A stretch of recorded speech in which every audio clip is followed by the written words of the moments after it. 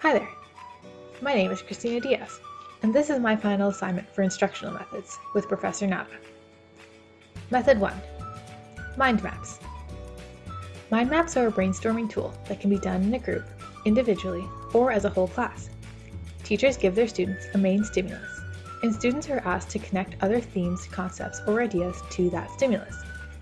Brainstorming in groups allows students to work on interpersonal skills and to broaden their understanding of a subject. Method 2. Lab frames. Have you ever been asked to do something but not know what's going on? Well, in chemistry, that is a recipe for a disaster. Lab frames are a scaffolding tool. Teachers give students an outline of what they need to do during the lab, what they should observe, and what they should write down in order to write their lab report. Teachers must include spaces for the purpose, background information, hypothesis, procedure, observations, analysis, conclusion, and any questions that the teacher might want to ask. This is also a very good way for teachers to go through the lab procedure before students get started. Method 3. The 3-point approach. In science and math, there is a lot of vocabulary that is brand new to most students. And if you go through a lesson without explaining these words, you'll get faces that look like this or like this. By going over the new vocabulary at the beginning of the lesson, you can ensure that your students will be slightly less confused while you're teaching the concepts. First, give them a word. Then work towards a definition and tell them to write out the definition in a way that they can easily understand it. Lastly, go through some examples and ask them to write those examples down in the space provided. Method 4. Think, pair, share. Think, pair, share is a tool that allows students to think and reflect as well as collaborate with their peers. Students who are less inclined to share with the class as a whole may feel more comfortable sharing with just one or two of their classmates. Students are asked to think alone for a time. Then, pair up and collaborate. Lastly, they are asked to share with the class.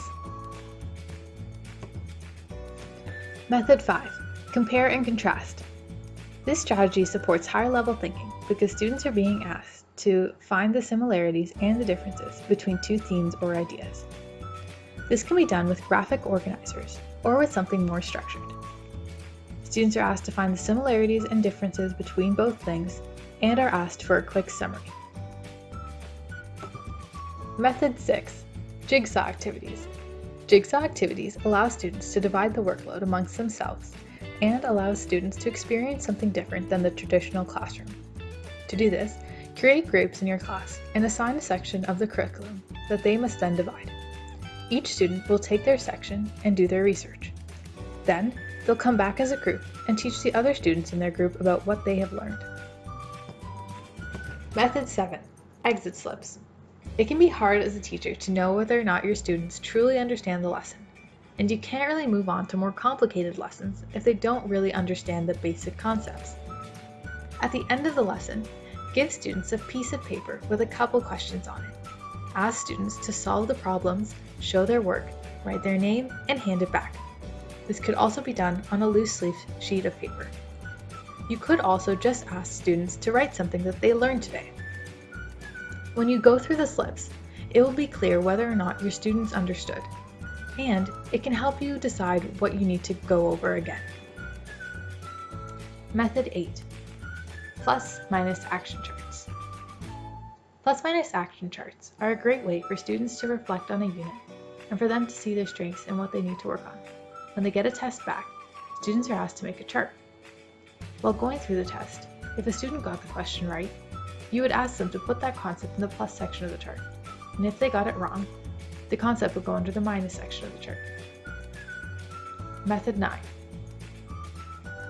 Goal logs. Goal logs can be done at the beginning of the month, at the beginning of a unit, the beginning of a lesson, or at the beginning of a week. Students are asked to think about their goals and how they plan on achieving those goals.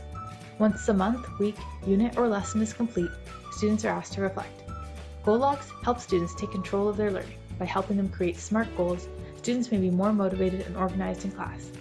These logs can be kept in a notebook, binder, or on the computer. Method 10.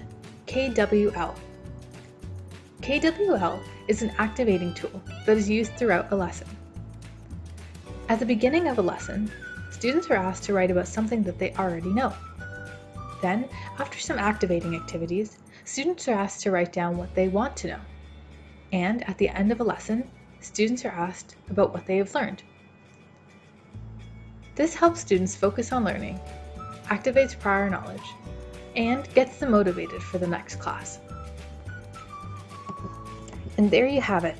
That's my final assignment for Instructional Methods, and this took way longer than I really wanted it to take.